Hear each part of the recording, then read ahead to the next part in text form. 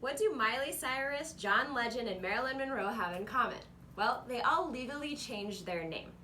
I'm lawyer Alexandria Sarah, and this is Lawyer Talk Thursday, and damn it, I am tired of talking about COVID.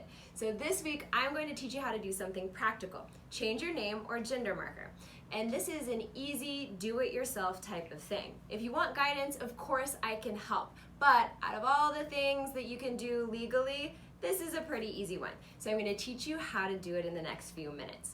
Now, to change your name, you can do that anytime you want to. You can do that when you get married, or you can do that when you get divorced. And yes, it's possible to change your child's name, but there is very specific criteria for that. So let's start with, if you're over 18 and you want to change your name, whether it be from a Y to an I, an Andy, or a complete change to even a single name, you can do that in Texas. So what do? You prepare what's called a petition.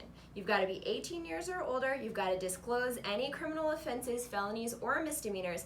If you have been convicted of a felony, it has to be 2 years after the end of that sentence, okay? And you have to get your fingerprints ready. So you got to put that all together and file a petition in the court in the county that you live in. Now, there are some requirements for how long you have to be in Texas and be in those counties, but the county that you live in is the place that you're going to file that petition. And you can file for name change and gender marker change on the same petition and pay one filing fee. Okay? You either have to pay your filing fees that are a little over $300, pay for those fingerprints, or you can file what's called an affidavit of indigency, which means you can't pay your filing fees. If the court accepts that, that's going to save you some money.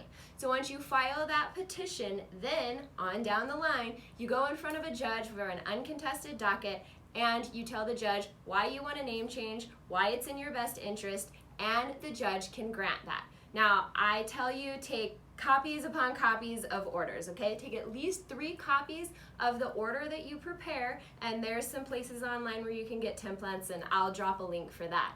You prepare that order, you give it to the judge, and he or she signs it. You use those original orders to take them to DPS, right? You have 30 days to do that. If you're changing your birth certificate, if you're changing your driver's license, if you're changing your social security card. So those will require original orders. Same thing with gender markers. You need to keep your original order of a gender marker change between male and female. Unfortunately, Texas doesn't recognize any non-binary genders, okay? So you can't change it to something other than male or female. Now, for gender marker changes, what you can do if you're an adult is you can provide with your petition a narrative from your doctor or therapist that has 1, a diagnosis of gender dysphoria, 2, the fact that you're getting treatment for after that diagnosis, and 3, that it's in your best interest to change your gender marker to better represent your identity. So those are the things that you have to put in your petition. Get your fingerprints, disclose any misdemeanors or felonies, those kind of same rules apply, and submit that petition to the court. So that's what the court is going to decide on a name change or gender marker change for an adult. Now, if you're getting divorced, you don't need to get through that process. You can ask the court during the divorce to give you a legal name change, and you can use that divorce decree. If you get married, not automatic either, okay? So you actually have to go through the process of submitting your marriage certificate to get your name change with DPS, for example. Okay, so let's talk about kiddos. Now, I know when people divorce, or they don't want the kiddo to take baby daddy's name if they're not divorced, or you really want to stick it to them and change all the names of the kids. Well, not so fast, senorita. Because what's going to happen is you either have to have consent or the other parent has to know. So let's say you both agree, both parents consent, you want to change your kiddo's name.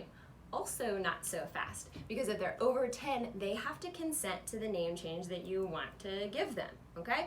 So both parties consent as of parents or legal guardians in some cases, and the kiddo consents if over 10. You file it, petition, good to go, right? Get a court order. Now, what if parent doesn't agree, right? Or you can't get consent. then you have to file that petition and serve the other party, anybody that's a legal guardian. And that party has 20 days to answer after service, okay? So if they answer and say, I don't want my kiddo's name changed, then you're gonna go to a contested name change hearing in front of a court. Now, what happens if an other parent's rights are terminated? You can still change that name, you just have to put the termination order as part of your petition and check a box. Same thing if the other parent had passed away, for example, then that would be something that you would indicate as well and put a certified copy of the death certificate. Okay, ladies, so what if you don't know who baby daddy is? Now, you will have to publicly post service, right? Or if you don't know where he is. So that has to happen, and no one has to come forward to contest the name change if you want to change a child's name. So, moral of the story, don't screw up the birth certificate and know who your baby daddy is, okay? So, those are words of advice.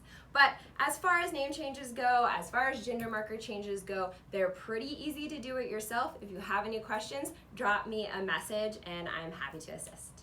All right, that's all for now.